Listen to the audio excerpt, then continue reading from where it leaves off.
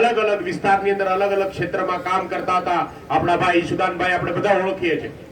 કે જ્યારે એ પત્રકાર હતા ત્યારે પત્રકાર તરીકે સૌથી મોટું કામ જો એને કોઈ કર્યું હોય તો એ ખેડૂતો માટે કર્યું।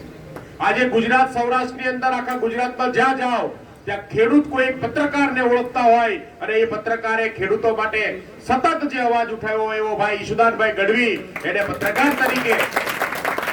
એમને એવું લાગ્યું કે પત્રકાર તરીકે જિંદગીભર હું અવાજ ઉપાડીશ તો પણ ખેડૂતનું ભલું થવાનું નથી, ગુજરાતના નાના માણસોનું ભલું થવાનું નથી, રાજનીતિમાં આવવું પડે અને રાજનીતિમાં આવ્યા અને આજે ગર્વ સાથે કહીએ છીએ કે આમ આદમી પાર્ટીનું નેતૃત્વ ઈશુદાનભાઈ ગઢવીના હાથમાં છે। જે એવો માણસ છે જેને ખેડૂતની પીડા પોતાની અંદર છે।